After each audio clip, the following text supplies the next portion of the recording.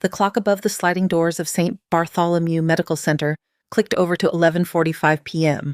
The lobby lights had that tired yellow tint that made everything look more exhausted than it already was. An ancient floor buffer whined its way across the tiles, leaving a wet sheen that smelled faintly of bleach and stale coffee. Riley Kane swiped her badge against the time clock and waited for the little green light. Her scrub top was wrinkled, her sneakers scuffed down to a dull gray. Her navy jacket, the cheap kind you grab from a clearance rack, sagged over one arm. Overtime again.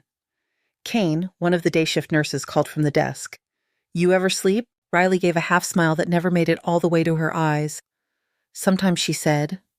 Her voice was soft, like it had learned years ago not to put weight in the air unless it needed to. Behind her, two younger nurses leaned close to each other. "She's nice," one murmured. "Just not built for real trauma, you know." "Yeah. Sweet, slow, quiet. Families love that. Codes not so much." Riley heard it. She always did. The walls in the ER were thin. So was the distance between a whisper and an echo. She zipped up her jacket and turned toward the emergency doors. Before she could push through, a sharp voice cracked across the bay. "Kane, before you vanish into the night." She turned. Dr. Logan Pierce stood at the main station, white coat, open stethoscope looped carelessly around his neck. He had the confidence of a man who loved cameras even when no one was filming. "We still need the chart on the allergy kid," he said. "You took 10 minutes on a 5-minute case." He had some facial swelling, Riley said, and his pulse was a little fast on the second check. "I wanted to be sure." Pierce sighed. "It was hives. Benadryl and discharge. Do not overthink simple cases. This is emergency medicine, not a term paper." "Yes, doctor." She turned away, the words folding into the same place inside her, where a lot of other words already lived. The allergy kid stepped through triage just then, red wristbands still dangling loose. He was maybe 20, wearing a college hoodie and trying to laugh off the nervousness. C. Pierce said more to the nurses than to her.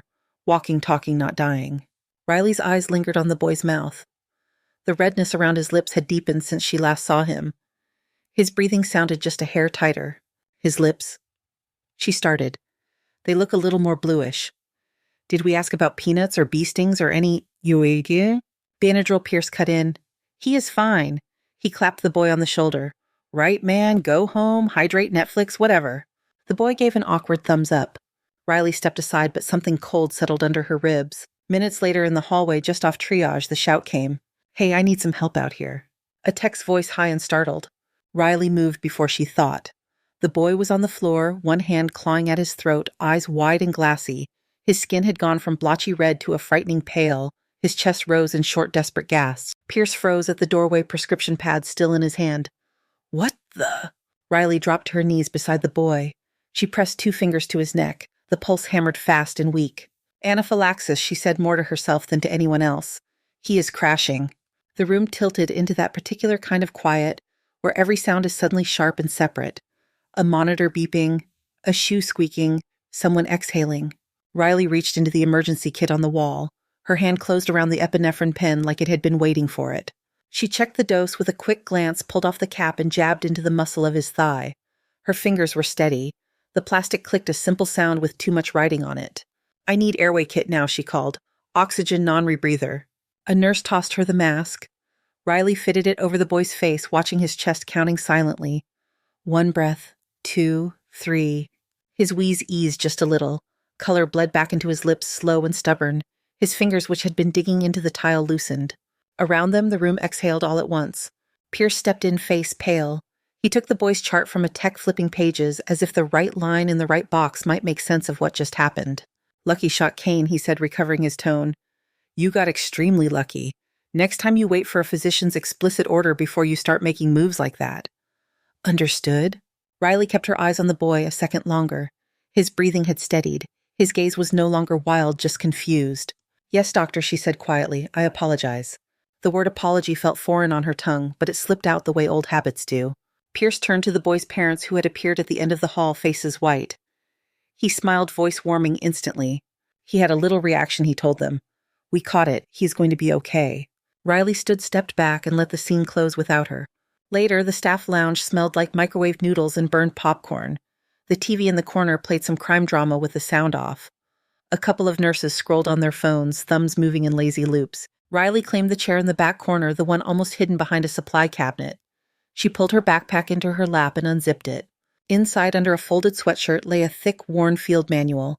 The cover was sun-faded, the edges curled. Across the front in bold letters it read, Advanced Field Trauma Surgery.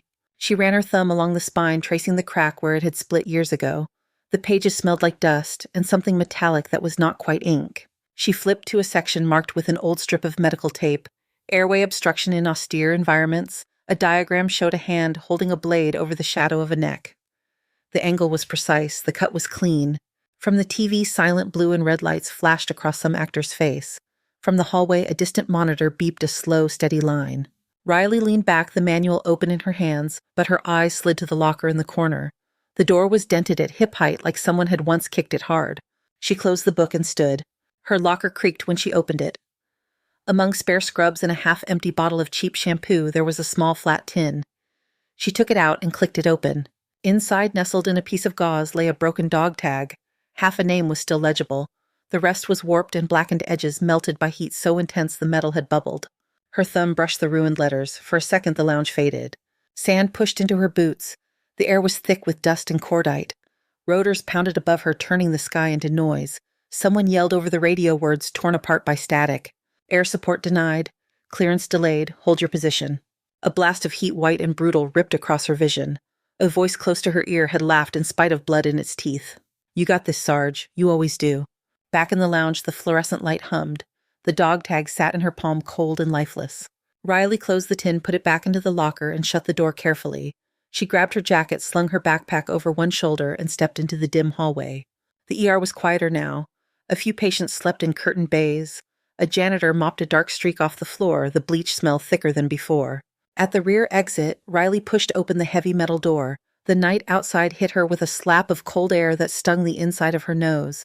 The parking lot lights washed the asphalt in a dull yellow haze. She zipped her jacket up to her neck and started across the lot, each step a measured rhythm against the concrete. Far off above the city, a helicopter thudded through the clouds, its rotors chopping the air into steady, relentless beats. The sound slid down into her chest and found a memory waiting there. For a heartbeat, the parking lot tilted. The lights of Denver blurred into something harsher. The smell of wet asphalt twisted into dust and jet fuel. Riley paused, fingers curling in her pocket until they closed around the faint outline of the broken tag. The helicopter droned on unseen, somewhere in the dark. She stood still, listening until the sound thinned and drifted away into the distance. Then she walked on, staying close to the pools of light. By the time Riley reached her car that night, the helicopter had gone quiet. Denver was just Denver again, a sprawl of sodium lights and distant traffic. She sat behind the wheel for a long minute with the engine off, fingers still curled around the ghost of the dog tag in her pocket, then finally drove home. 2 nights later, the hospital swallowed her up again. The ER was busier, louder. Phones rang in short, impatient bursts. Gurneys squeaked across the floor. Somewhere a child cried that sharp, high cry of scared more than hurt. Riley moved through it with a tray of supplies in her hands, checking on a patient with chest pain, then a woman with a sprained wrist. Her steps were quick without being frantic, her questions simple and direct. At the main station, Dr. Pierce spoke into a phone with the kind of practiced calm that played well on camera. Yes, ma'am, your husband is stable. No, he does not need transfer to another facility. We are perfectly capable here. He hung up and tossed the pen on the counter. Families, he muttered. Everyone has been on the internet for half an hour and suddenly they know medicine. Mia Torres, the young resident, gave a small smile. At least that one was polite. Pierce glanced at Riley as she logged a blood pressure into the computer. And our chart queen is back, he said. You done writing novels in those notes of yours, Kane? They are just observations, Riley answered. Helps the next shift follow the thread. Or it clogs the system. Pierce tapped the monitor with a finger. Short, clear, move on. This is emergency medicine, not your personal journal. The intercom cut across his words. The charge nurse's voice was suddenly brisk. Multiple incoming from a freeway pileup.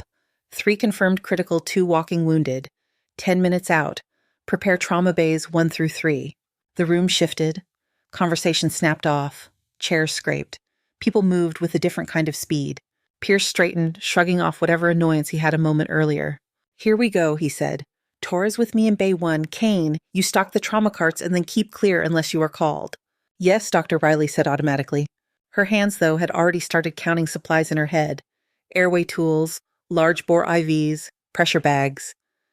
She wheeled a cart into Bay 2, eyes tracking the flow of bodies through the department. Nurses hung fresh saline, respiratory-prepped ventilators. Outside, faint at first, the wail of sirens laced through the hum of the hospital. The sound grew layered on top of itself until it became a kind of approaching storm. Riley checked the laryngoscope in the airway drawer, flicked the light once. It shone clean and bright, a tiny circle that painted her thumb bone white for a second. She closed the drawer and flexed her fingers. The automatic doors at the ambulance bay burst open with a slap of cold air and exhaust. The first paramedic pushed in a gurney at a half run. Female mid-50s, T-bone impact, hypotensive, decreased breath sounds on the right, possible chest trauma, he rattled off. Bay 1, Pierce called. What is the pressure? 70 systolic and falling. More gurneys followed, each with its own cluster of yelling paramedics. Male driver, mangled leg. Teen with glass in her face and arms. A little girl crying for her mother. Pierce and Torres took the woman with chest trauma. Riley watched from the side of the curtained bay as they transferred her to the hospital bed. The woman's skin was a startling flat gray, lips tinged blue. Every attempt to breathe made her grimace, eyes squeezing shut. Possible tension, Torres said, already reaching for the ultrasound. Let us confirm before we stab anyone, Pierce replied. He snatched the probe. Get me a clean view. In the corner, a nurse fumbled with oxygen tubing. The woman's chest rose shallowly. Her nostrils flared with each breath. Riley stepped closer. Her eyes swept the woman's torso. There was bruising across one side of the chest, the kind that spoke of a steering wheel in sudden force. The trachea sat slightly off-center. Each time the woman inhaled, the right side of her chest hardly moved. Riley's fingers twitched at her side. Doctor, she said. Her deviation looks severe. Her pressure cannot hold like that. Pierce did not look up. I am working on it. The monitor beside the bed chimed a new warning. The blood pressure reading dropped again. The beep of the heart rate sped up, then started to falter. Come on, Pierce muttered at the machine as if it were being uncooperative. Torres. I cannot get a clear image. She is losing her airway, Riley said. She did not raise her voice, but it cut through anyway. The woman's lips were now a deep, ugly blue. Her chest hitched without pulling in real air. A wet, sucking sound came from her throat. A respiratory therapist hurried in with an intubation tray, hands already shaking the sedation medications into a row. I got it, Pierce snapped, dropping the ultrasound probe and reaching for the laryngoscope. Everyone give me room.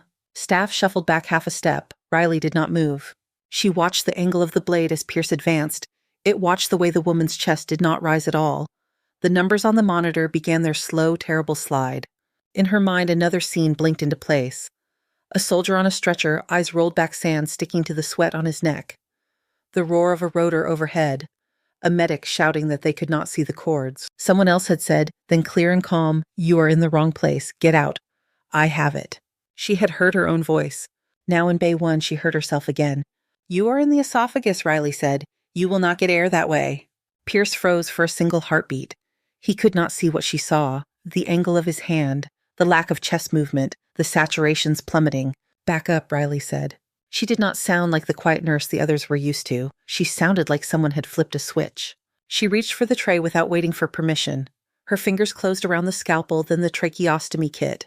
Kane, stand down, Pierce barked. That is an order. Riley looked at the woman's face instead. At the way her eyes had gone glassy, the lashes clumped with a sheen of tears, the mouth open in a silent attempt to inhale something that was not there. The monitor flattened into a long, unbroken tone. Bag her, Riley said to the respiratory therapist. Keep the chin up. She found the landmark at the front of the woman's neck with 2 fingers. The cartilage felt familiar, bone in space, in a configuration she had found in the dark, before with dust in her eyes and gunfire too close. Her hand did not shake, not this time. The incision was small and swift. Blood welled, then she opened the space and guided the tube home with a sure movement. The therapist squeezed the bag, eyes locked on the chest. The woman's ribcage rose. For a second, nothing else moved.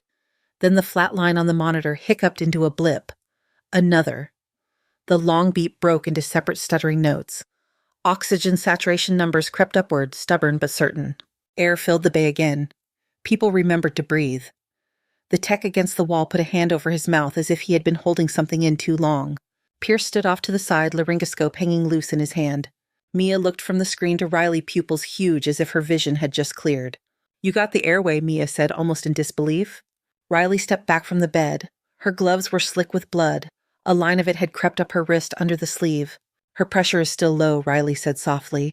But she has air. She peeled the gloves off with slow care fingers, finally starting to tremble now that the worst had passed. She dropped them into the bin and reached for a wipe to clean the streak on her forearm. Pierce found his voice. You bypassed every protocol in this department, he said. The fear in his tone had hardened into something sharper. You did not confirm the patient identity band. You did not wait for physician authorization. You inserted a surgical airway without proper documentation or imaging. Mia opened her mouth as if to say something, then closed it again.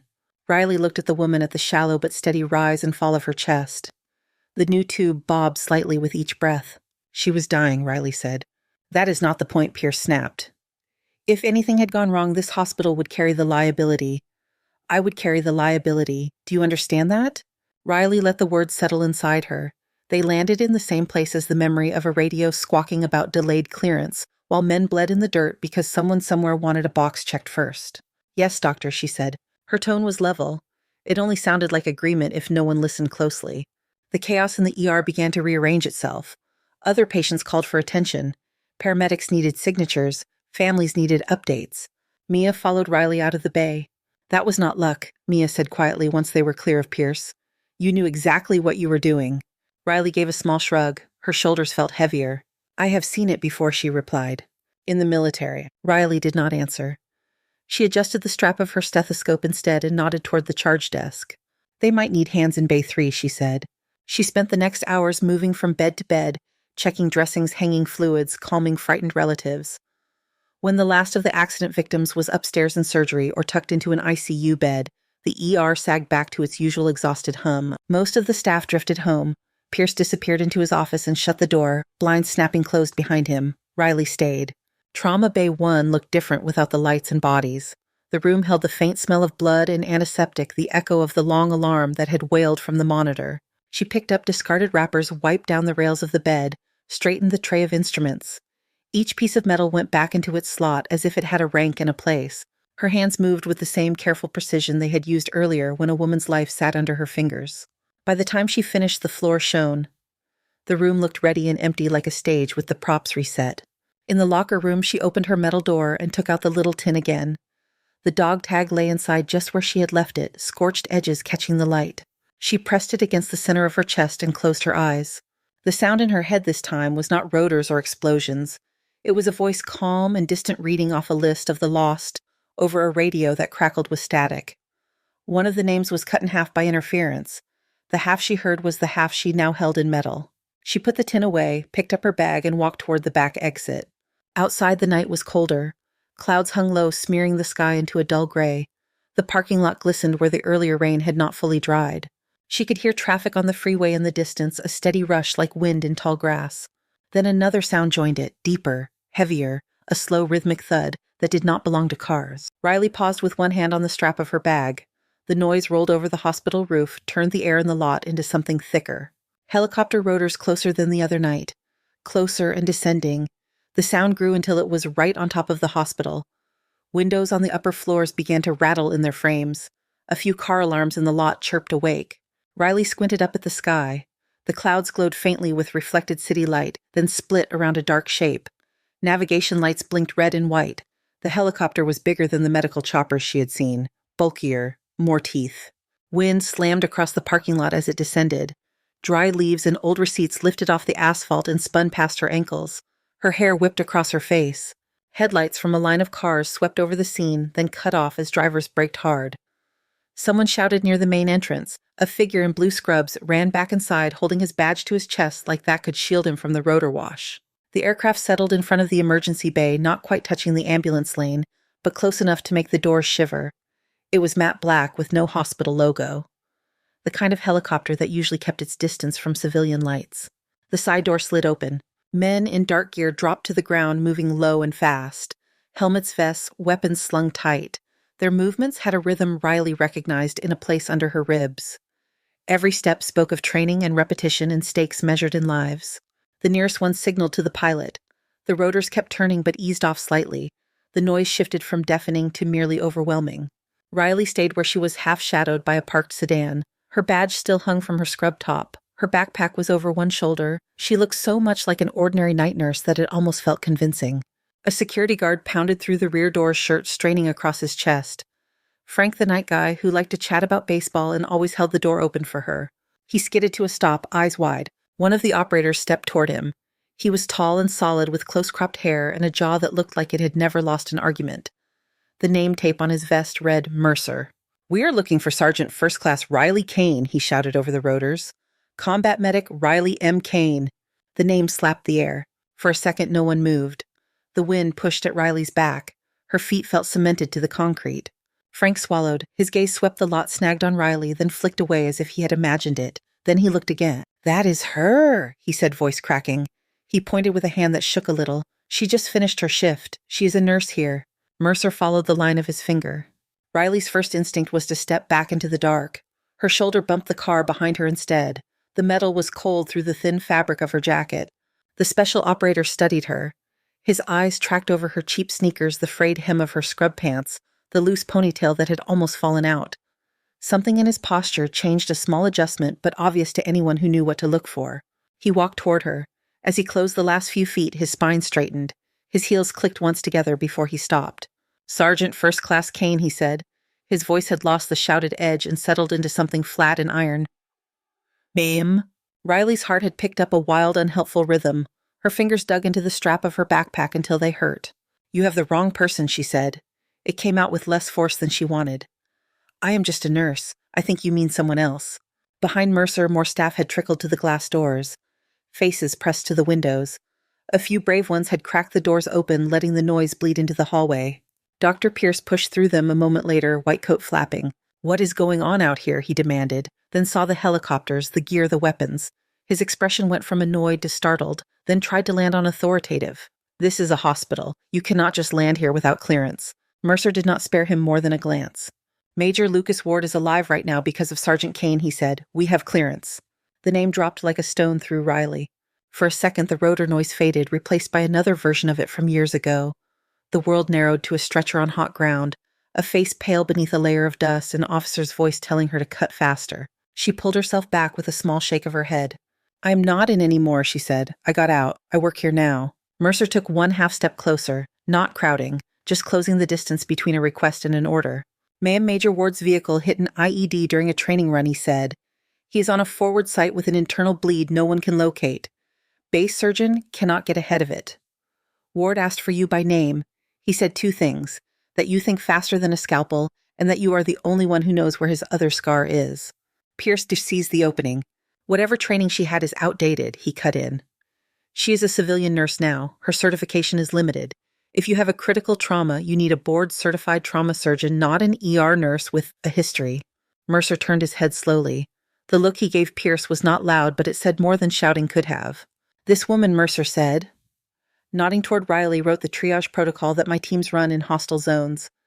She kept an entire unit breathing under fire while we waited for a bird that never showed. She is not limited, doctor. Her scope of practice exceeds your imagination." Somewhere behind Pierce, a nurse whispered, "What protocol?"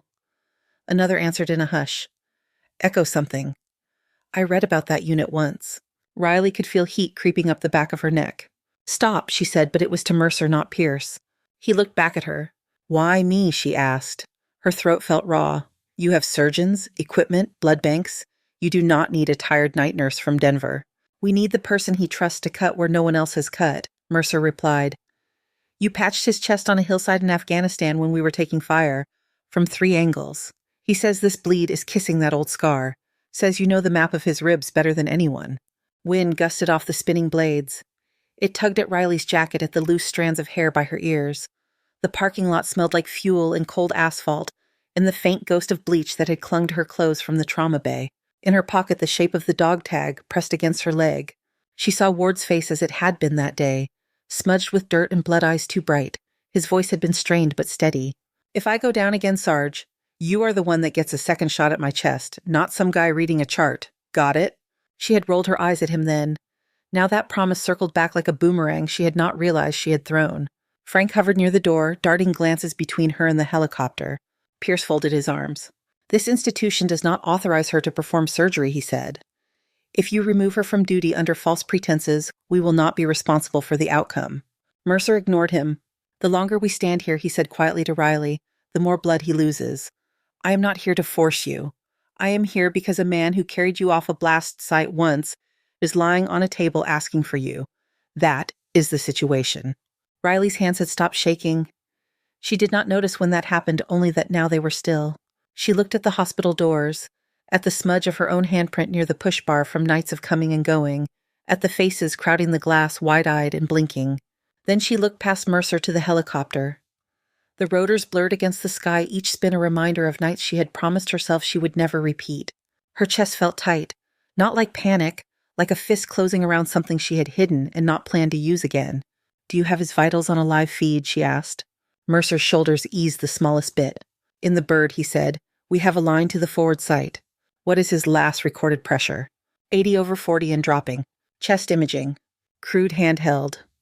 Surgeon thinks the bleed is behind the heart, but he cannot get there without opening him up. Ward will not make it through a full thoracotomy. Riley took a breath that filled her lungs all the way. "I need that feed," she said. "I need to know his altitude, ambient temperature, how long he has been hypotensive, and exactly what they have already put in him." She shifted her backpack on her shoulder, then let it slide off and thunk to the ground. She pulled her ID badge from her scrub top and handed it to Frank. "Please clock me out," she told him. "If there are any forms, just leave them. I will sign when I can." Frank stared at the badge in his hand, then at her. "Yes, Mom," he said softly. Mia had appeared at the doorway, breathless hair askew. Her eyes took in the helicopter the men the way Mercer stood a step behind Riley, not in front of her. "Riley," Mia said. "What is happening?" Riley met her gaze. Something in her face had settled into place. "I have to go help someone," she said. "Take care of Bay 1 for me." Mia nodded entirely on instinct.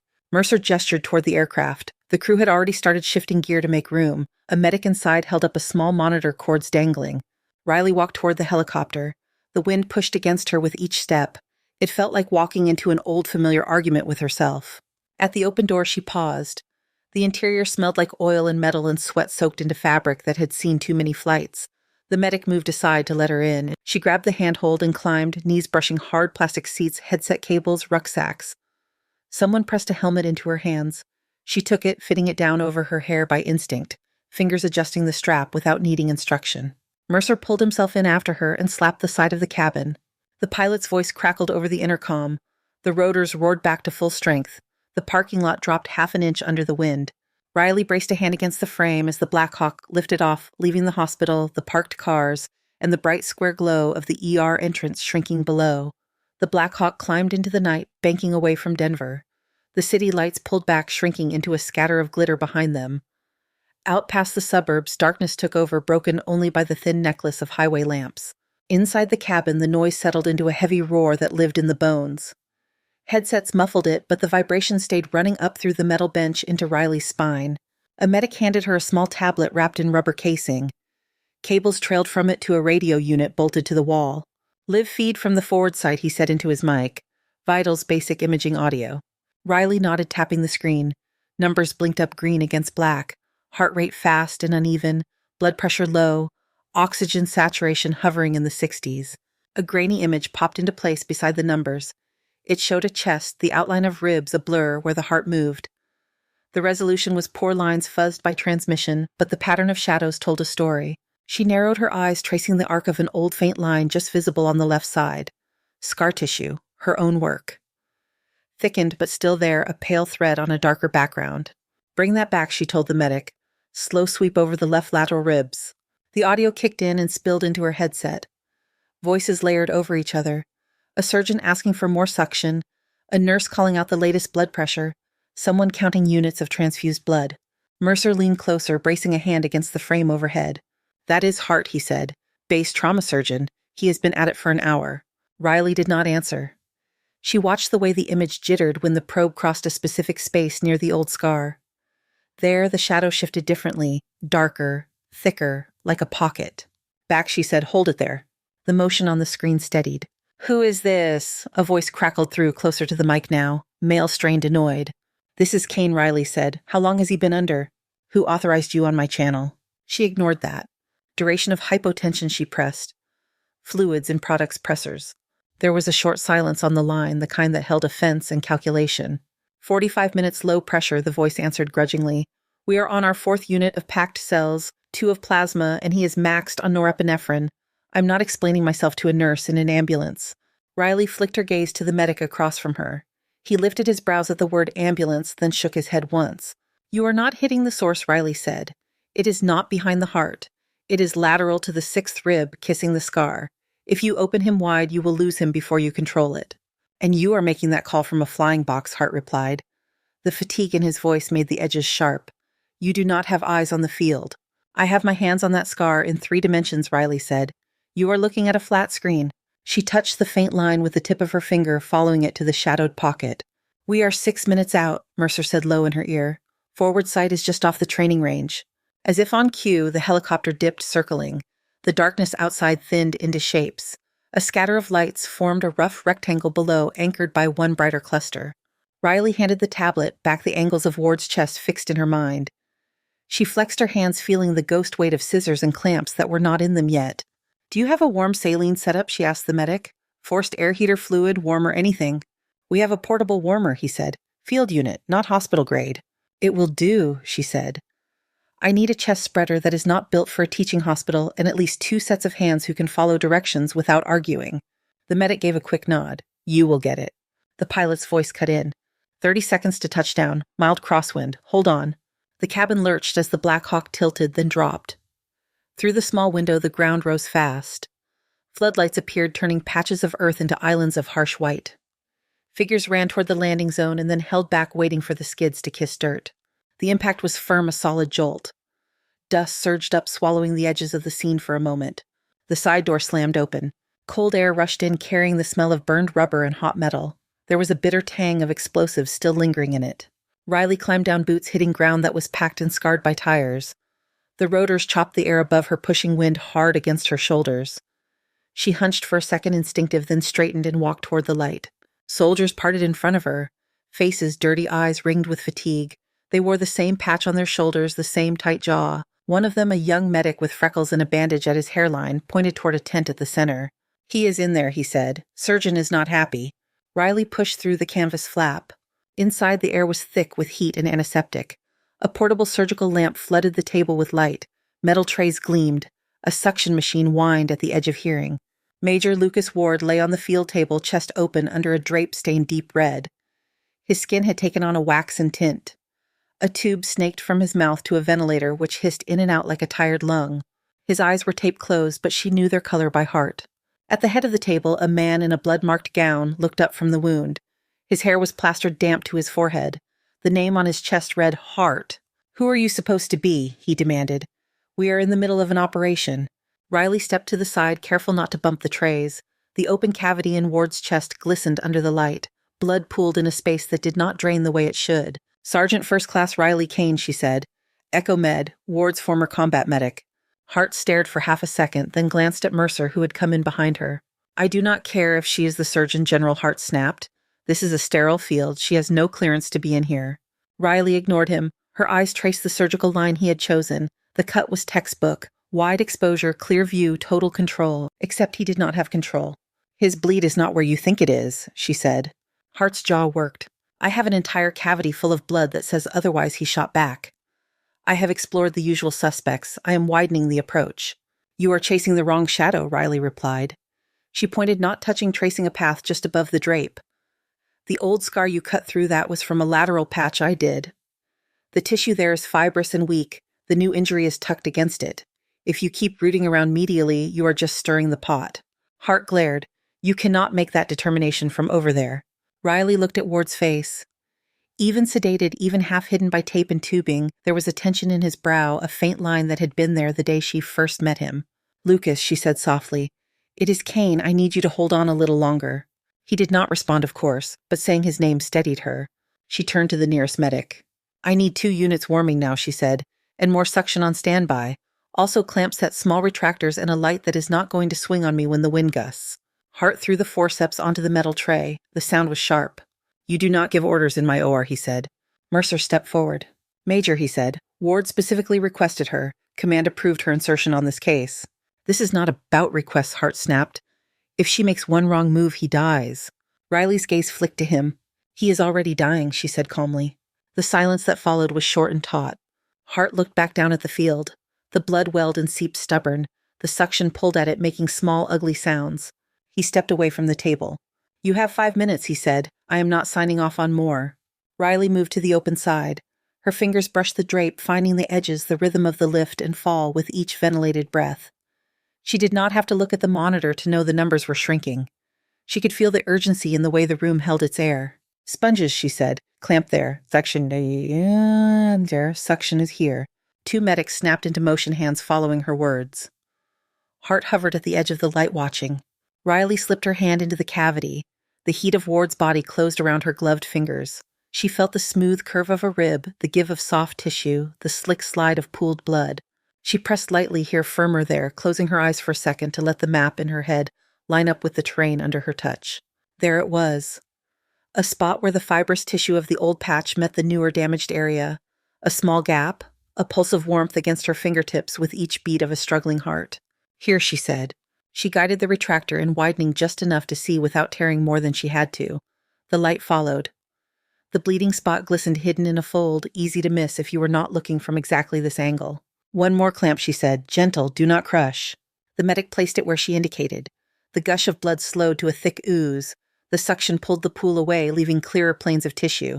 Pressure is inching up, someone murmured, eyes on the monitor. Riley worked quickly, stitching reinforcing layering material in a pattern she had built on hasty experiments in places with no labs and no backup. Her mind did not wander. There was no room in it for thoughts of Denver or Pierce or the dog tag in her locker. There was only tissue suture rhythm. Her hands moved like they were remembering a song. Outside, the rotors beat on. Inside, the ventilator hissed and clicked steady as a metronome. Flush, she said. Let us see if it holds. Warm saline flowed in. For a second, the repaired area glimmered under the lamp, wet and vulnerable. Then it stayed intact. No new spray, no sudden swell of red. The monitor's numbers nudged higher again. 80, 85, 90. The lines smoothed out. The alarms quieted. Someone laughed once, a quick, disbelieving sound, then clapped a hand over their own mouth. Riley eased her hand out, fingers cramped from holding tension. He is not out of danger, she said, but he is not actively bleeding into his own chest anymore. Hart stepped in closer, studying the field. His eyes tracked the sutures, the placement of clamps, the way the tissue lay. He swallowed. I would not have gone in from that angle, he said. I know, Riley answered. She stripped her gloves off one finger at a time. Her hands were damp underneath skin, pale from time spent under latex. They shook now that they were empty. Mercer moved to her side. You done? None, he asked quietly.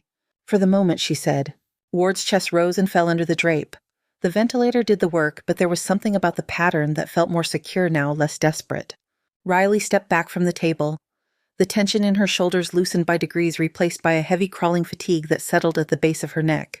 Hart looked at her again this time, without the sharp edge. How many times have you done that? He asked. Riley thought of nights on dirt floors of makeshift operating spaces under tarps of bodies lined up in a row, while the sky burned orange at the horizon. Enough, she said. For a moment after Riley answered, no one spoke.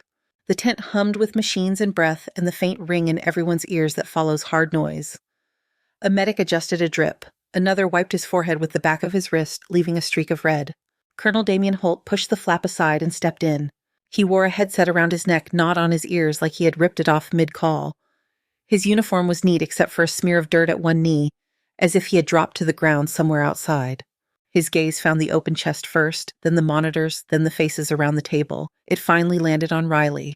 For a second his eyes narrowed as if he were fighting with memory, trying to line the woman in front of him up with someone filed away years ago. Kane, he said. Riley turned toward him. The overhead light picked out lines on his face that had not been there in her memory. Sir, she replied. I was comms at Echo 9's command post the night your unit got hit, Holt said. His voice was steady, but there was something rough behind it. They told us Rescue 9 was gone, no survivors on the ground. Mercer shifted his weight beside her, listening. I got transferred after that, Holt went on. But we kept a bulletin board in the ops tent. Names, call signs. There was one that kept coming up in after-action reports.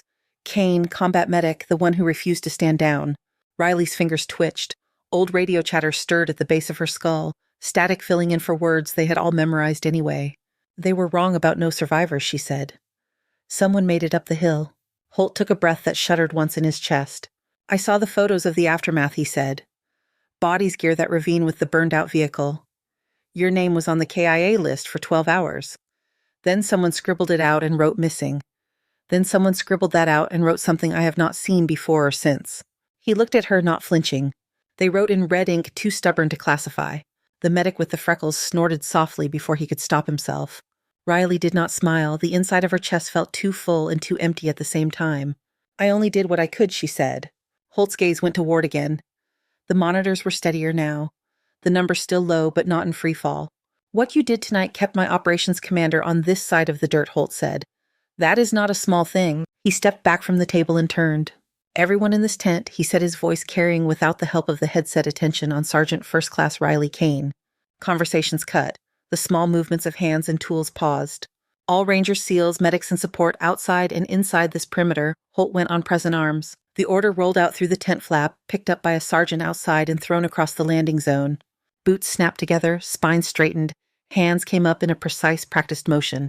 For a strange, suspended second, the sound of the Black Hawk's rotors felt like background noise.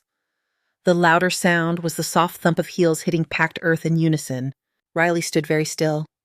The light from the surgical lamp cast a harsh circle on the floor around her feet. Beyond it, she saw a ring of faces all turned toward her, all watching. Her throat worked. She brought her own hand up, fingers smarting from Sterilant and strain, and returned the salute. Her arm did not waver. Somewhere in the line, the young medic with the bandage at his hairline blinked fast and looked away as if embarrassed by how much it mattered to him. When Holt dropped his hand, the motion echoed around the space. He stepped closer again. Whatever the paperwork says about you in this theater, and from this night you are recognized as the standard others will be measured against, he said quietly. Riley did not trust her voice for a second, so she nodded instead. Mercer leaned closer. I will let command know ward is stabilized, he said. You might want to sit down before gravity remembers you. He was right. Her legs were starting to feel hollow. The adrenaline that had carried her from parking lot to field table was ebbing, leaving behind a deep, shaking fatigue. Someone brought her a folding chair. She sat elbows on her knees, head in her hands for a moment. Her gloves were off. Her skin smelled of antiseptic and sweat and the metallic ghost of blood. Outside, the night went on. Trucks came and went. Radios crackled.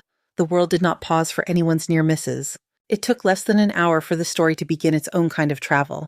A corporal who had filmed the salute on his phone sent the clip to a friend on another base. That friend sent it to a sibling in Denver. The sibling posted it without much comment. By the time the Black Hawk lifted off again with Riley aboard the short video of a woman in blood-marked scrubs being saluted by a ring of special operations soldiers had started to hop from feed to feed. She did not know that yet. The only screen she watched on the ride back showed Ward's numbers holding steady. The return to St. Bartholomew was quieter.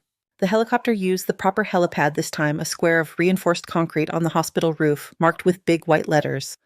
The pilot set the bird down with a gentler touch. Riley climbed out of ears ringing from hours of headset pressure. The cold air on the roof felt strange after the heat of the surgical tent. Mercer walked with her to the stairwell door. You did what you were asked to do, he said, and more than that. Riley adjusted the strap of her bag on her shoulder. Someone had brought it aboard after she left it in the lot. The plastic ID badge Frank still held would have to be reclaimed downstairs. He is not awake to complain yet, she said. Mercer let out a short breath that was almost a laugh. He will be, he said. Ward complains loud when he can. It is his way of telling you his lungs work. He held out his hand. She shook it. His grip was firm, calloused, not theatrical. If he gives you trouble, Mercer added, remind him you have already been inside his chest twice. That usually shuts him up for a minute. Riley allowed herself a small, tired smile. She took the stairs down each step, bringing her closer to the more familiar sounds of the hospital. The building hummed around her, a living thing of pipes and wires and fluorescent light. By the time she reached the ER level, she could hear the television in the staff lounge before she saw it. Voices poured into the hall. Unidentified combat medic reportedly with ties to a local Denver hospital. Being hailed tonight by Colonel Damian Holt as the standard for advanced field care, Riley stopped in the doorway. The lounge was full. Nurses still in scrubs, techs in half-unzipped jackets, a few admin staff who rarely set foot in the ER. They all faced the television, its volume turned up higher than it ever was for late-night sitcom reruns. On the screen, the phone video played. Dust, floodlights, a ring of soldiers. In the center, a woman in dark green scrubs and a surgical cap smear of blood on her cheek, returning a salute. For a moment, Riley did not recognize herself. The angle was slightly off, taken from behind a row of shoulders. Her posture looked taller somehow, her face set in a very old expression. Then identified by military sources as Sergeant First Class Riley Kane, formerly of an elite rescue unit thought lost in action, the anchor was saying. Hospital staff at St. Bartholomew declined to comment. Eyes turned from the TV to the door. Mia saw her first. Riley, she breathed. Conversations died. The room felt suddenly small like the tent, but brighter and crueler in a different way.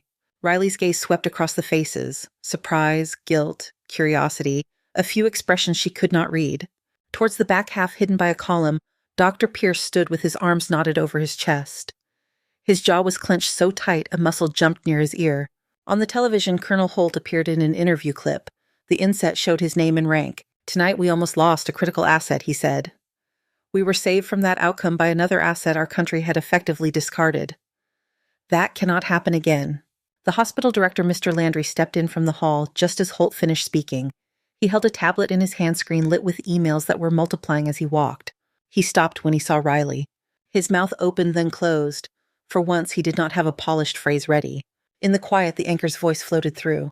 Sources report that this medic has been working as a night shift nurse under a reduced civilian title at a Denver hospital that allegedly restricted her medical scope. Landry's gaze snapped to Pierce. In that split second, a lot of internal memos and signed reports seemed to flash between them. Pierce looked away. Riley felt the weight of all of it pressing in, the video, the eyes, the sudden shift from invisible to exposed. She cleared her throat. "I need to sign my paperwork," she said to Landry, "if you have it ready." He blinked, dragged back to the administrative plane where he usually lived. "Yes," he stammered. "Yes, of course. My office. We can talk about your role here, about adjustments, about what all this means, and perhaps we can find a way to—" "I am not staying," Riley said. She kept her tone even. It was not angry. It was simply done. Landry swallowed. The tablet dipped in his hand. Pierce took a step forward. "Kane," he started. "Riley, look, I did not know. If I had understood your background, your training, we could have structured." "You knew enough to see what I did in that room," she said, cutting him off gently. "You saw me act when someone could not breathe. That was all you needed to understand." He opened his mouth again, but no words came. Mia moved to Riley's side, the only one who seemed to remember how to operate her feet. "Is Ward all right?" she asked, voice low. "For now," Riley answered. "He is tougher than he looks." A few people gave uneasy little smiles at that. The tension in the room shifted but did not disappear. Landry cleared his throat. "We will, of course, be reviewing our policies in light of this," he said. "There will be a full internal audit of how we assess and utilize the skills of our staff. This incident will not be ignored." The word incident hung between them too small for what had actually happened. Riley nodded once. "That is good," she said, "for the next person." She let her eyes touch each of the faces in the room for half a second at a time. Not to judge, just to mark them so they could not pretend later that they had not been there. Then she turned and walked toward the hallway that led to administration, leaving the video still playing behind her, sound, chasing her steps down the corridor. Landry's office was too bright for this late at night. The city glittered through the floor-to-ceiling window behind his desk, but the room itself felt tight air pressed down by old decisions. He shuffled through a stack of folders, fingers moving faster than his thoughts. "I have your latest performance review somewhere," he said. "Your file, your contractual obligations, exit interview forms. We should at least discuss the possibility of a revised position, given recent developments, perhaps a leadership role in the ER, or Mr. Landry," Riley said. He stopped. She sat in the chair across from him, hands resting on her knees. The dried line of a glove mark circled her wrist where blood had once reached. "Just give me what I need to sign," she said. He swallowed, then pulled a thinner folder out of the stack. He opened it, lips tightening as he skimmed the top sheet. "There have been a few incident reports," he began, "non-compliance notes. Those can be amended, of course, in light of everything. We can reinterpret the language, frame it as initiative instead of—" "You do what you need to do with your paperwork," Riley said. "I am done doing mine here." He hesitated, then took a pen from a metal cup and slid the pages across the desk. Her name appeared in printed letters at the bottom of the last form. Spaces for date, signature, reason for leaving. She picked up the pen. For a moment her fingers hovered over the blank line. Her hand had done this before years ago on a different form with different letterhead, ending one part of her life. She signed. The ink flowed smooth in dark, familiar loops and slants. She dated it and left the reason section empty. Landry watched the strokes like they might change into something else if he stared hard enough. "We did not understand who we had," he said quietly. Riley set the pen down. "You understood enough," she replied. "You just looked somewhere else." She stood. The chair legs made a soft scrape against the carpet. "Thank you for the job," she added, "and for letting me leave it." In the lobby, the world had shifted. Morning had come while she had been in the air and then under harsh lights. Pale sun pushed through high windows, turning the polished floor into a bright patchwork. Patients and visitors moved in small clusters holding clipboards and coffee cups. Near the entrance, a woman in a navy suit struggled with a stroller. A toddler pointed at something outside, palm smacking the glass. "Mom, look," he said. "Army guys." The revolving door slowed, then stopped as a small procession stepped through. The first was Mercer in dress uniform instead of gear ribbons neat on his chest. Two other operators flanked a wheelchair positioned between them. Major Lucas Ward sat in a hospital gown visible under a borrowed jacket and IV port taped over on the back of his hand. His face was still pale but carried a color it had not held in the tent. His eyes were fully open now, sharp and focused. Behind them came Colonel Holt, his expression set in an official neutrality that did not quite hide the flicker in his eyes. Conversations in the lobby died as quickly as they had in the staff lounge. People moved to the sides almost without realizing it, creating a rough aisle from the door to the admissions desk. Riley stepped off the elevator into this. She stopped short. Mercer saw her first. He nudged the wheelchair with a small touch of his hand to draw Ward's attention. There, he said. Ward turned his head. For a heartbeat, his gaze skimmed past her, as if his mind refused to place her in a building with polished floors instead of dust. Then recognition landed. "Well," he said, voice rough but unmistakable. "They do let you out of that ER eventually." Riley felt a tightness in her chest that was not fatigue. "You were supposed to be unconscious longer," she said. "You mess with everyone's expectations when you do this." He grinned crookedly. "Story of my life." Mercer and Holt stepped back.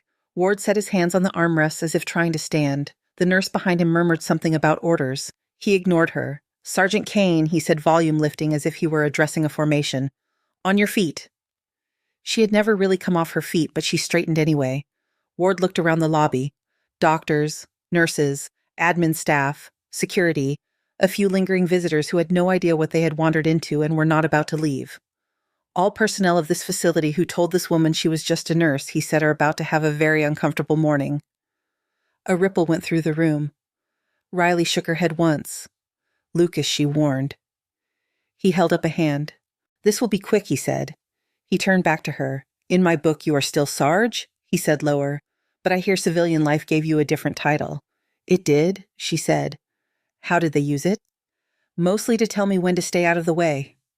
He exhaled through his nose. Holt stepped forward, then saving Ward from the effort of speaking too long. "Sergeant Kane has completed her service at this hospital," Holt said, voice poised for microphones, though there were none. "We are here to make sure that record is accurate." He nodded to Mercer. The operator snapped to attention. Mercer's hand went up in a crisp salute right there between the reception desk and the vending machines. The rest of the team followed, boots planted on tile instead of dirt, posture sharp. For half a second, silence spread wide and thin. Then Mia, who had slipped in from a side hall and now stood near the elevators, stepped forward. She was not military, did not know the exact angle, but she straightened her shoulders and lifted her hand to her brow in an echo of the gesture. One by one, others did the same. It was imperfect. Some hands were too low or too high, fingers not aligned. It did not matter. Riley felt her face heat. The gaze of the entire lobby sat on her skin. She returned the salute. Her hand rose with the same clarity it had in the tent. Fingers still shaped by the habits of years. When she dropped it, the space in front of her felt different. A young resident she vaguely recognized stepped out from the edge of the crowd. He looked down at his shoes before he looked up at her. "I am sorry," he said. His voice shook. "For the times I called you backup like it was an insult, I did not see." Riley met his eyes. "Just see the next person," she said. "That will be enough." A few hours later, her locker was empty. The field manual was back in her bag. The small tin holding the broken dog tag was in her pocket where the fabric had already learned its shape. She walked through the automatic doors of St. Bartholomew, for the last time, the weight of the building lifting off her shoulders one step at a time. The soldiers were waiting outside, lined up along the walkway, not in formation now, but as a kind of escort. Mercer fell into step beside her. "Ride is downstairs," he said. "Command thought you might not want to call a cab." "Thoughtful of them," she replied. He glanced at her. "They are going to change some things in there," he said, jerking his head toward the hospital behind them. "They have to," she said. People were watching. He seemed satisfied with that. A dark sedan waited at the curb. Holt stood near it, phone in hand. He ended the call as Riley approached. "Secretary's office has been busy," he said. "Apparently the clip of you got more views than our last 3 recruitment videos combined. There is interest." Riley rubbed her thumb over the edge of the dog tag through her pocket. Interest in what she asked. Holt opened the rear door of the car. "Come see," he said. The flight east took place below clouds streaked thin by winter. The base where they landed had a runway that seemed to stretch all the way into the hills. On the tarmac, the wind was colder than Denver's. It carried the scent of jet fuel and something clean underneath a hint of snow from the distant mountains. Riley stood just off the main strip, hair pulled back tight, wearing a uniform that fit differently than it had years ago. The new rank on her chest felt both heavy and right. Commander, the paperwork said now. Senior Advisor, Advanced Field Medical Doctrine. A hangar door was open nearby. Inside, rows of chairs had been set up facing a low platform. Men and women in fatigues filled the seats, conversations low attention, half on the stage, half on the metal exam tables lined along one wall. A sergeant stepped up beside her. "Ma'am," he said, "they are ready when you are." She nodded. In the classroom that smelled faintly of oil and disinfectant, the noise quieted as she walked to the front. A screen behind her showed slides of wounds long healed and injuries staged for training. On a table beside her textbooks lay open corners weighted down. Riley rested her hands on the podium for a moment, feeling the grain of the wood under her palms. "Good morning," she said. "I am Commander Riley Kane. I have worked in ERs that cared about their paperwork and in places that did not have any. You are here to learn how to keep people breathing when both of those fail you." The room leaned in, pens lifted, eyes fixed on her. A medic in the second row raised a hand. "Ma'am," he said. What should we put first, protocol or improvisation? Riley thought of Frank in the parking lot, of Pierce with the laryngoscope, of Hart over an open chest, of Ward blinking awake and making jokes in a wheelchair, of the boy with the allergy lips blue breathing stopped until it was not. "Put the patient first," she said. "Everything else is a tool. Use it. Do not let it use you." She did not say more than that. The details would come in the drills and the simulations in the nights, when they woke up from dreams that felt too close and came back to the manuals anyway. Later, when the lecture was over and the chairs were emptying, she stepped outside again. The sun had shifted toward afternoon light, slanting low across the tarmac. A helicopter sat at the far end, blades still shell gleaming. It was newer than the ones she remembered. Cleaner lines, brighter markings. She walked to the edge of the concrete and looked up. The sky was a clear, sharp blue. Somewhere beyond her hearing, other rotors spun other flights past overhead. Her fingers found the dog tag in her pocket. She took it out and held it flat in her palm. The metal caught the light-blackened edges glinting faintly. She lifted it to her lips for a second, barely touching, then closed her hand around it. "We are not done," she said softly to the air to the past. "But we are not running any more." A breeze tugged at her sleeves. It smelled of fuel and cold and something like possibility. She slipped the tag back into her pocket and turned away from the empty sky toward the hangar where voices and questions waited, and where a doctrine with her name on it was starting to take shape under bright, unforgiving lights.